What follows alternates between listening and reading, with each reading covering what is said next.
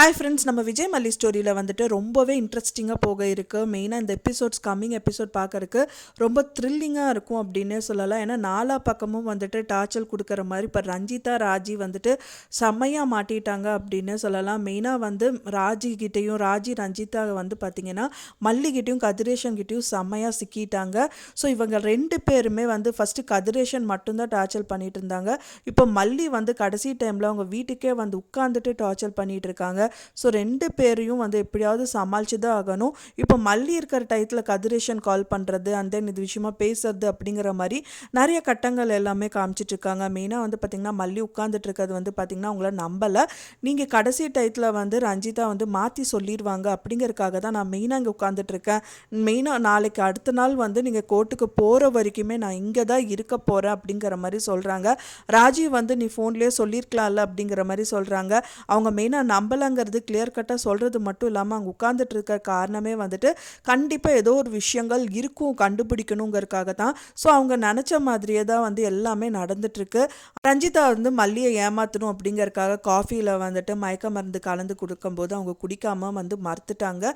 நீங்கள் குடிங்கன்னு சொல்லிட்டு ரஞ்சிதா கால் பண்ணி குடிச்சு அந்த வாமிட் எடுத்து இந்த மாதிரி விஷயங்கள் ஆச்சு.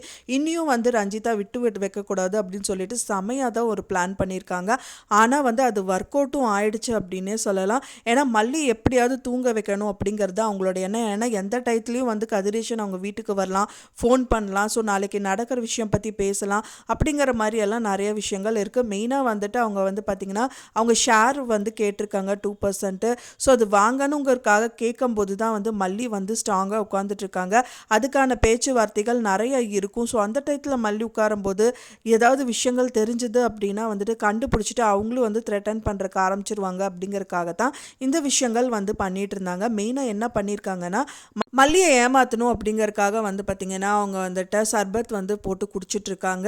மெயினாக ரஞ்சிதா தான் வந்து கலக்கிறாங்க. ராஜி கூட கேட்குறாங்க இந்நேரத்துக்கு எதுக்கு அப்படின்னா இந்நேரத்துக்கு நம்ம தூங்குறோமா இல்லை அப்படிங்கிற மாதிரி குடிக்கிறாங்க.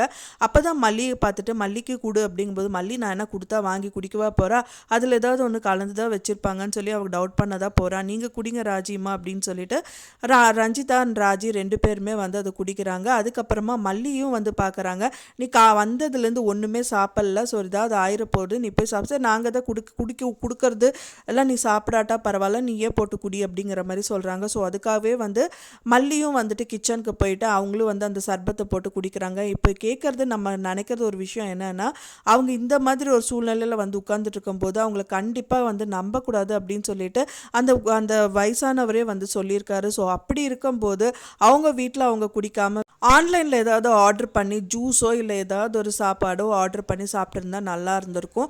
ஸோ அப்படி இருந்தும் வந்து அவங்க ஜூஸை அவங்க வந்து அவங்களே போட்டு குடித்தாலும் ஸோ அதில் ஏதாவது ஒரு நிறைய விஷயங்கள் இருக்குன்னு கூட கொஞ்சம் கூட யோசிக்காமல் அது குடிச்சிட்டாங்க.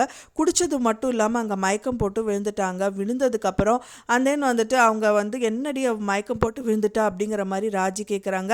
அவள் குடிக்க மாட்டான்னு தெரியும், அதனால தான் வந்துட்டு சர்பத்துலேயே நான் கலந்துட்டேன் அப்படிங்கிற மாதிரி சொல்கிறாங்க. ஸோ அதை பார்த்தோன்னே ராஜி ரொம்பவே சந்தோஷப்படுறாங்க. கரெக்டாக அந்த டைம் பார்த்துட்டா வந்து கதிரேஷன் வந்துட்டு வீட்டுக்கு வரணும்னு பிளான் பண்ணியிருக்காரு. முதல்ல ஃபோன் பண்ணியிருக்காரு ராஜிக்கு. ராஜி வந்து சொல்கிறது எதுவுமே ஏற்றுக்க முடியல. அவங்க வந்து பார்த்திங்கன்னா வேலைக்காரி இருந்தாங்க, ஸோ அதனால தான் என்னால் சைன் பண்ண முடியல அப்படின்றாங்க. ஸோ வேலைக்காரியெல்லாம் ஒரு பொருட்டாக அவங்கள வந்து அனுப்புனதுக்கப்புறம் நீ சைன் பண்ணியிருக்கலாம்லங்கிறாங்க. ஸோ டைம் சரியில்லை அப்படிங்கிற மாதிரி எதோ வந்து எடக்கு முடக்கா பேசுகிறாங்க. இப்போ இருக்க சூழ்நிலை அவளுக்கு வந்து பணம் தானே முக்கியம், அப்படி இருந்து உங்களால் அவாய்ட் பண்ணுறாங்கன்னா அப்போ சரியாக ஏதோ ஒரு பிளான் பண்ணி சூழ்ச்சி வலையில் வந்துட்டு நம்மளை சிக்க வைக்கிறதுக்கு பிளான் பண்ணிகிட்டு இருக்கா அப்படின்னு சொல்லிட்டு கதிரேஷன் நினைக்கிறாரு. ஸோ அதனால் நிஷா கிட்டேயும் சொல்கிறாரு ஸோ இதெல்லாம் ஒர்க் அவுட்டே ஆகாது, டைரெக்டாக நம்ம அவள் வீட்டுக்கு போகணும், அப்போ தான் அங்கே என்ன நடக்குது அப்படின்னு தெரிய வரும். அவளை கடைசி வரைக்கும் நம்ம பயத்தில் ஏதோ வச்சுருந்தா மட்டும்தான் நம்ம நினைக்கிற மாதிரி அவள் கோர்ட்டில் சொல்வா அப்படிங்கிற மாதிரி நினச்சி தான் வீட்டுக்கும் வராரு. கண்டிப்பாக வீட்டுக்கு வந்தது மட்டும் இல்லாமல் அந்த ஃபைலை தூக்கி எறிஞ்சிட்டு என்ன நினச்சிட்டு இருக்கா ராஜி, நான் அவர்கிட்ட வந்து கொடுத்துட்ருக்கேன், அந்த ஃபைலை நீ படித்து பார்த்து சைன் பண்ணு அப்படின்னு சொன்னால் நீ சைன் பண்ணாமல் கடைசி நேரத்தில் இப்படியெல்லாம் பண்ணிகிட்ருக்க, வேறு ஏதாவது பிரச்சனை பண்ண எதிர்பார்த்துட்ருக்கியா, ஏதாவது பண்ணினா நான் சும்மா இருக்க மாட்டேன், அவ்வளோதான் வச்சு சாச்சிருவேன் அப்படிங்கிற மாதிரியெல்லாம் பயப்படுத்துறாரு. அதை பார்த்தோன்னே ராஜி வந்து சும்மா இருப்பாங்களா, கண்டிப்பாக அதுலேயும் ஏதாவது ஒரு இடக்கு முடக்கா அவரை வந்து வேறு ஏதாவது விஷயங்கள் சொல்லி ட்விஸ்ட் பண்ண தான் பார்ப்பாரு.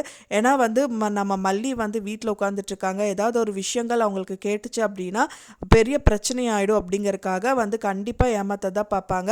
கரெக்டாக அவங்க வந்து அவர் வரும்போது இருக்கும்போது ரஞ்சிதா வந்து திரும்பி பார்க்குறாங்க. மல்லி தூக்க கலக்கத்தில் எந்திரிச்சு வந்து என்னமோ சவுண்டு கேட்குதேன்னு வந்து பார்க்குறாங்க. கண்டிப்பாக கதிரேஷன் பேசுறது மல்லிக்கு கண்டிப்பாக காதில் கேட்கணும். அப்போ தான் வந்துட்டு இதில் ஏதாவது ஒரு ட்விஸ்ட்டு வந்து நடக்கும்.